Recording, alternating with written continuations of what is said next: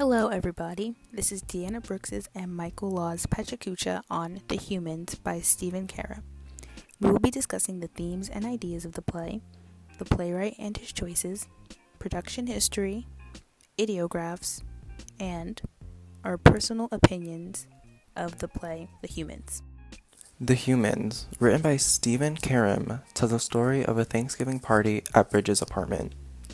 The family connects together and reacts to basic human fears. These fears include old age, abandonment, poverty, illness, and death.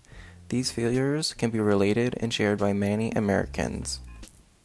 The characters of the play are Bridget Blake, Eric and Deirdre's daughter, Richard Sod, Bridget's boyfriend, Fiona, also known as Momo, Eric's mother, Eric Blake, Bridget and Amy's father, Deirdre Blake, Eric's wife, and Amy Blake, the daughter of Deirdre and Eric, and Bridget's sister.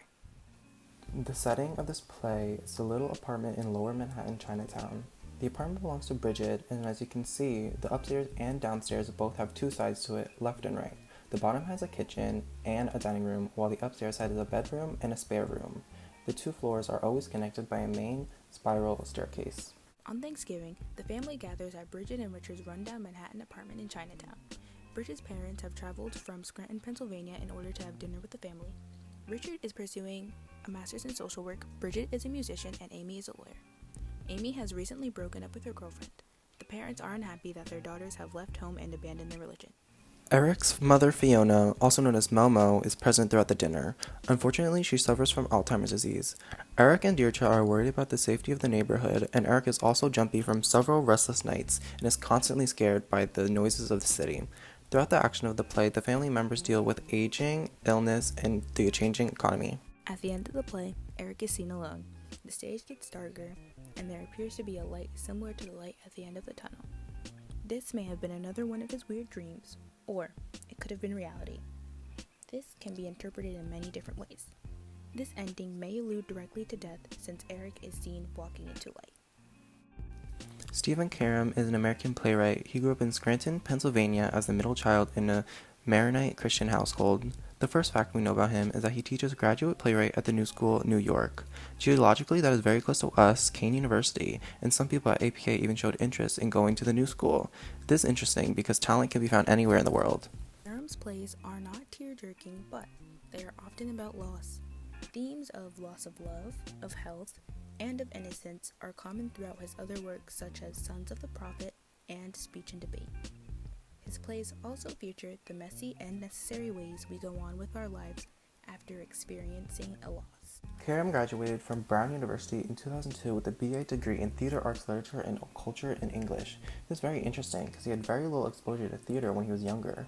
The most experience he had with theater was acting in high school. Karam recalls vivid memories of him listening to the sound of a dial-up internet connection as he tried to find a site that would sell him contemporary plays. Next, I will discuss Karam's choices. The show uses realism, jokes, and dark humor to tell the play's story of a generic family living and learning about life struggles. Comedy is hard to imagine, and it can be hard to find funny by just reading it.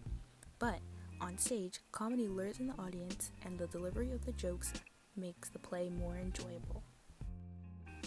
The play had its first world premiere at the American Theater Company in Chicago, Illinois in November 2014.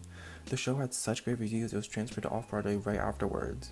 Chris Jones wrote for Chicago Tribune that it was a kind, warm, beautifully observed, and deeply moving new play and a game-changing work for this young, gifted playwright. In September of 2015, The Humans opened Off-Broadway at the Laura Palace Theater in previews.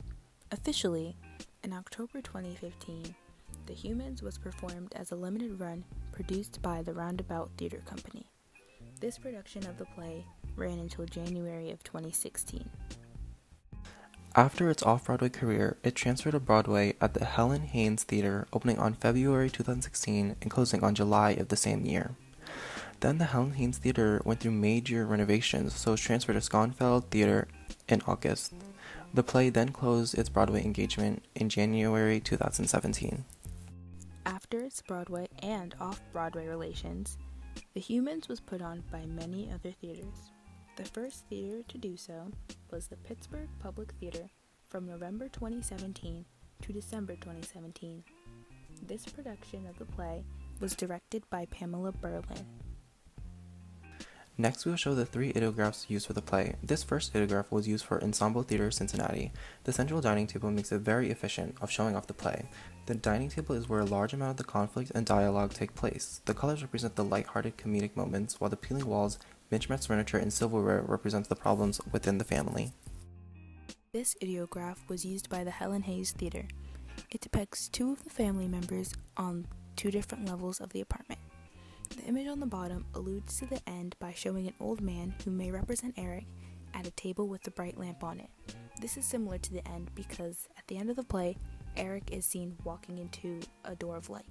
This ideograph was used for the Citadel Theater in 2017-2018. This ideograph is one we both do not agree with. As you can see, it looks more like a horror or thriller type of genre when the show is actually very comical.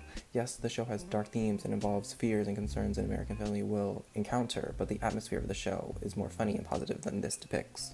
At the beginning, it was a little difficult to get into the play. As the play progressed and conflicts arise, it was easier to follow and stay engaged. The family drama made this play enjoyable and engaging because I was constantly wondering what would happen next.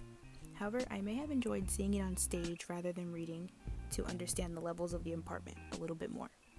At first, the play is really hard to get into. It's really hard to remember everyone's relationship towards each other and envision what's happening with the 2 stories set. But as the theme comes out, it's easier to relate to, like Momo, who has Alzheimer's. My family always has medical scares, so I think it's relatable towards any American family. So this concludes our Pecha Kucha on the Humans by Stephen Karam. I hope you guys enjoyed. Thank you.